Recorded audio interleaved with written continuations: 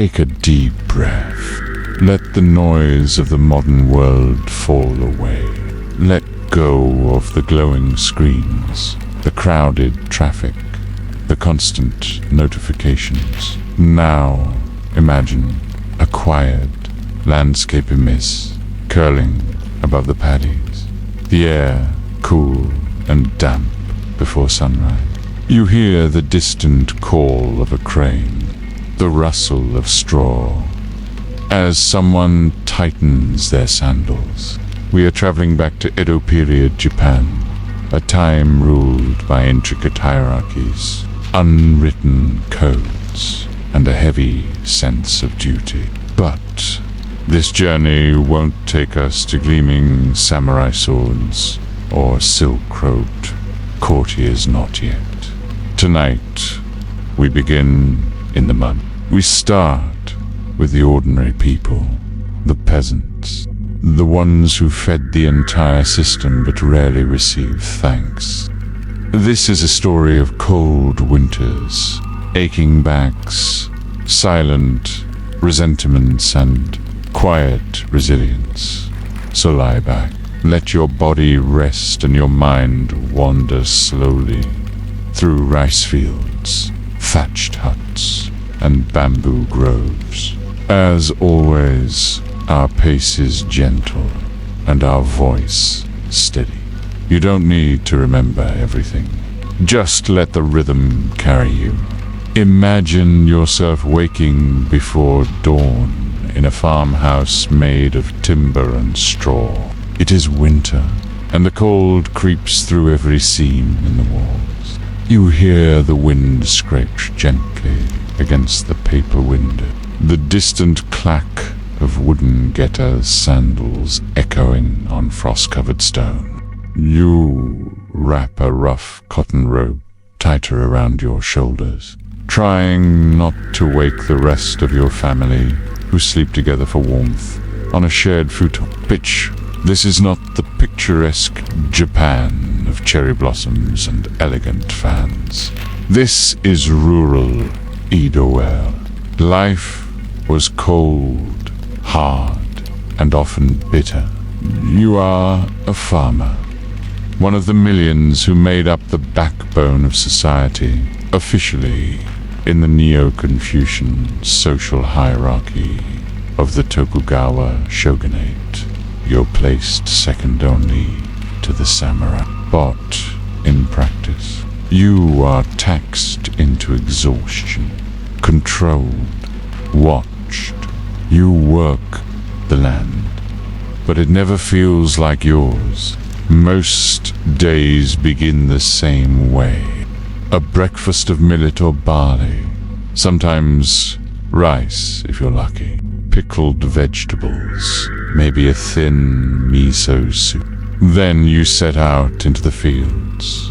In the summer, it's humid, the kind of wet heat that clings to your skin like a second layer of clothing. In winter, the air slices through your sleeves, and your breath hangs like smoke. Rice is life, but it's also tyranny. Bitch, you cultivate it with back-breaking labor, and once harvested, most of it goes to taxes. You measure your obligation not in money, but in rice. Koku-1. Koku is roughly enough to feed one man for a year. Brr. And the daimyo wants his share. Always. You carry bundles on your back, heavy and damp, up winding paths. You repair levees, patch roofs, mend tools. You know the rhythm of the seasons better than the calendar. Planting, weeding, harvesting, praying for good weather, bracing for bad. And then there are the inspectors. They come from the local domain office, clipboards of a sort in hand, examining your land with calculating eyes.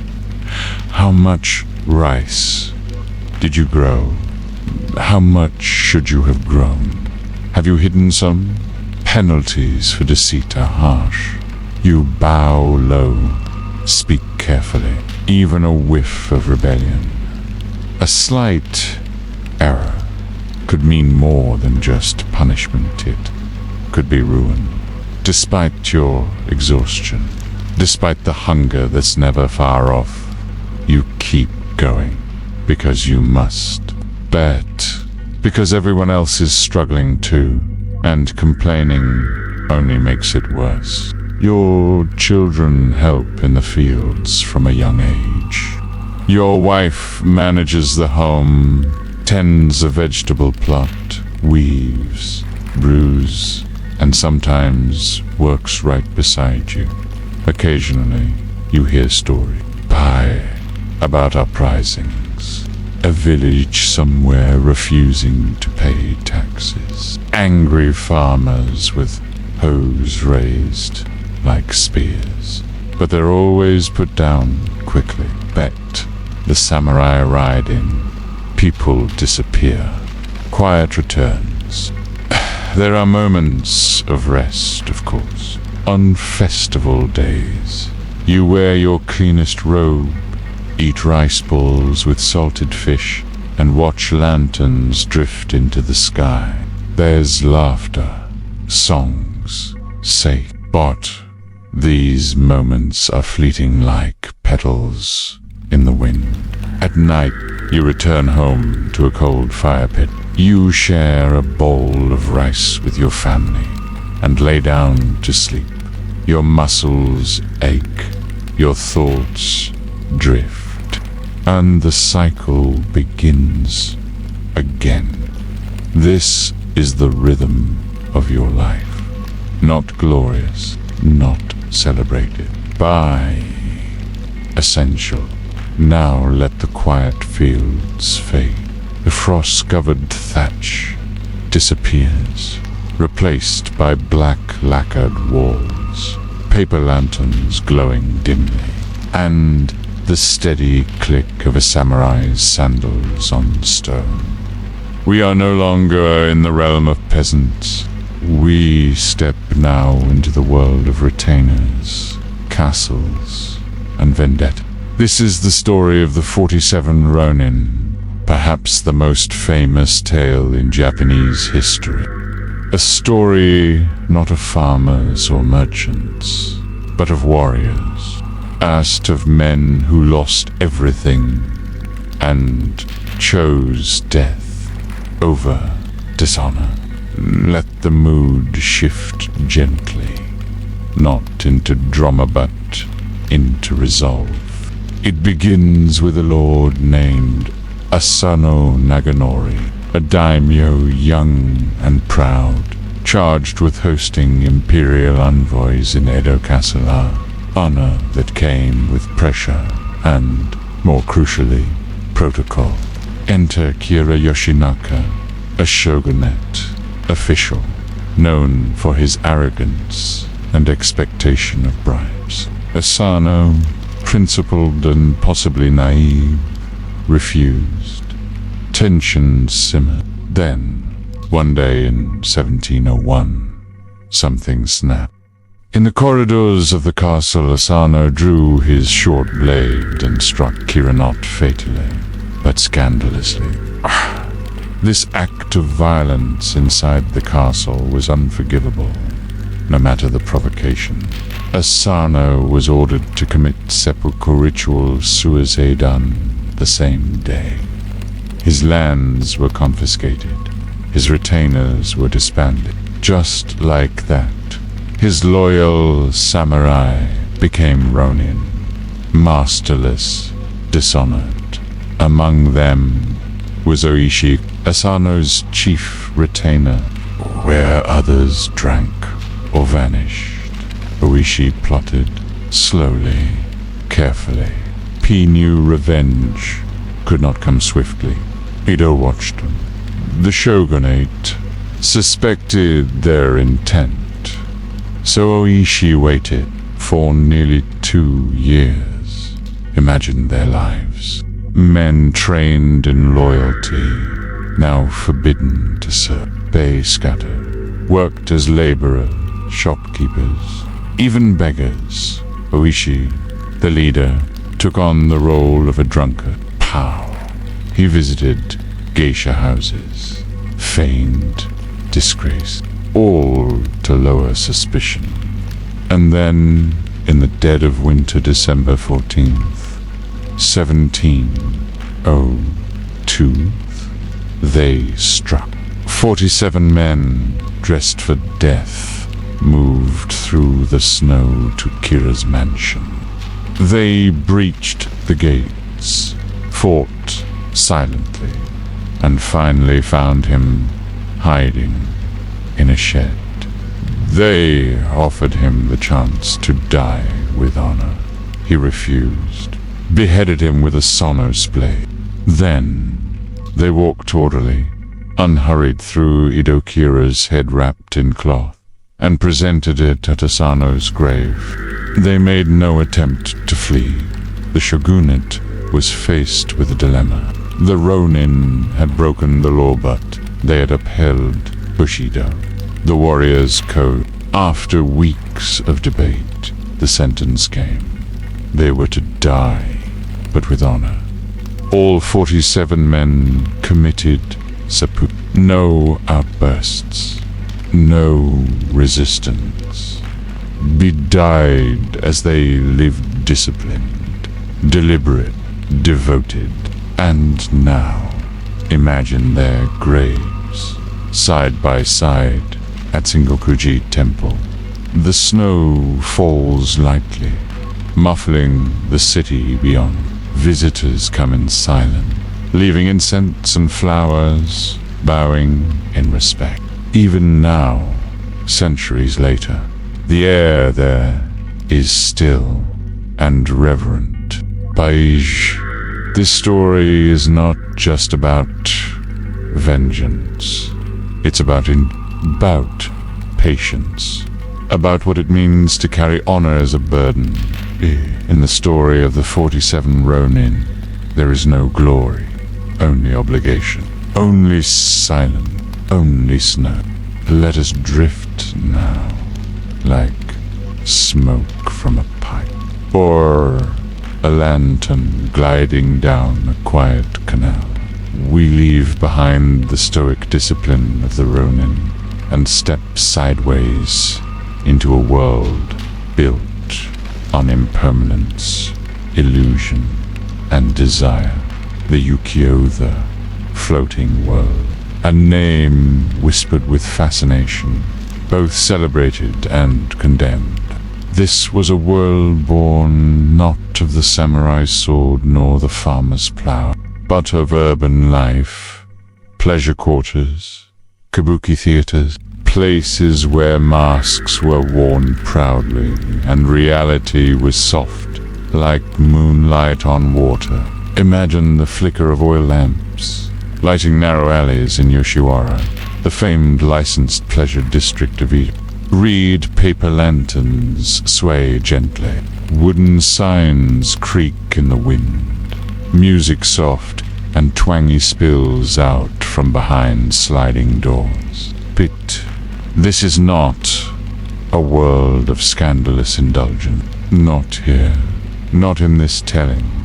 Instead, it's a curated dream, crafted, delicate, designed to blur the line between performance and sincerity. In these spaces, you'd find the oiran, elite courtesans, trained in poetry, conversation, music, and the subtle arts of charm. Dressed in impossibly elaborate kimono, their hair sculpted with pins like miniature galaxies, they moved slowly, purposefully. Every glance rehearsed, every silence filled with suggestion. Visitors to the floating world came not only for intimacy but for escape. A chance to leave behind rigid roles and harsh reality, to sip sake beneath painted screens, to watch kabuki Actors twist their faces into stylized expressions of joy, rage, grief. To admire ukiyo-e woodblock prints, the depicted scenes of this dreamlike life, sometimes playful, sometimes erotic, often mysterious. You've likely seen these prints. Waves curling like claws, courtesans with enigmatic eyes, a samurai mid-strike, frozen in time. They weren't considered fine art, then just mass entertainment, affordable and fleeting, like a song stuck in your head, like a cherry blossom falling. The philosophy behind ukiyo is rooted in Buddhism. The world is transient. Suffering is inevitable. Pleasure is temporary.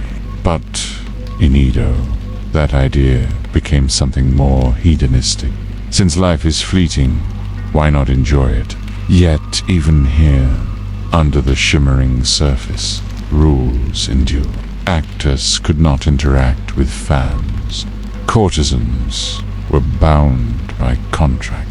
Wealthy patrons jockeyed for status in tea-houses, arranging elaborate visits that were as much about performance as pleasure.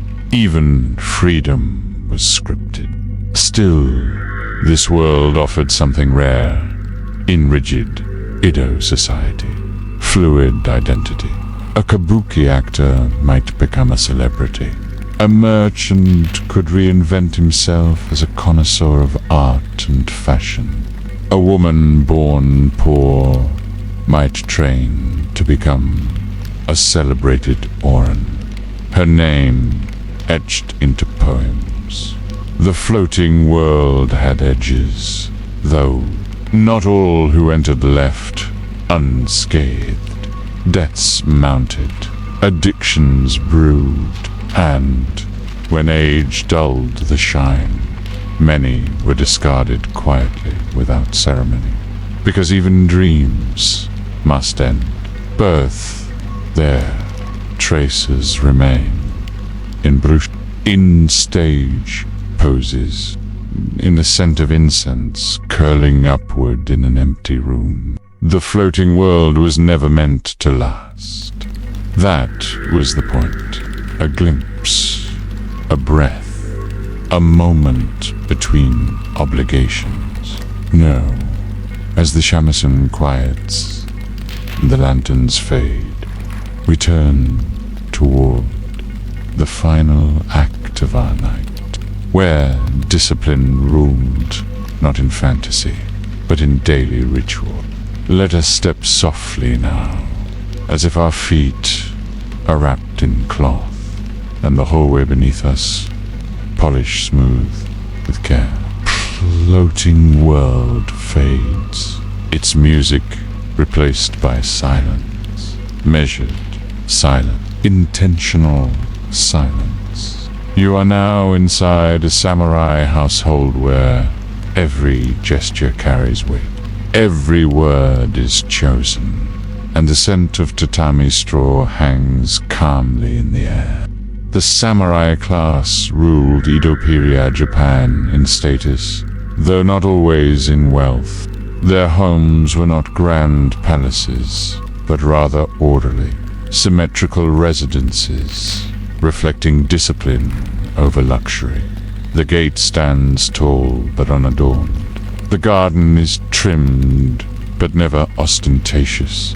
Balance was everything. Imagine yourself seated on a cushion, the floor cool beneath you. Shoshi screens filter light into a soft glow. You hear the faint rustle of kimono fabric as someone passes in the next room. This household belongs to a mid-level samuraipa, perhaps a retainer to a minor page. He wears his swords. Of course they show the paired blades that symbolize his station, but most days are not spent in combat. Most days are filled with structure. His mornings begin before sunrise, a quiet meditation followed by sword maintenance. The blade is polished not just for function but out of respect, then perhaps writing, practice brush, and ink on rice paper. Characters neat and deliberate. The samurai was expected to be as literate as he was lethal. Meals are simple. Rice, pickles, and music. Silence is maintained, save for quiet instructions or thanks. Noise is considered coarse. Laughter, if it happens, is subdued. B. Family structure is firm but not cold. B. The wife oversees the household, manages servants, raises children with strict affection. Daughters are trained in etiquette, needlework, and how to run a home with grace. Sons, from a young age, learn both poetry and swordplay, the balance of heart and steel. In the courtyard, you may witness keiko training, wooden swords clashing, a sensei's calm voice, precision above power, form over brute force. It's not chaotic, it's rhythm. Prep, again and again, the same movement, until the body knows it better than the mind. Honor infuses everything. The samurai is always aware of his place above peasants and merchants, yet always below the daimyo, below the shogun. He bows often. He listens more than he speaks. Reputation is as vital as breath. Conflict, when it comes, is not loud.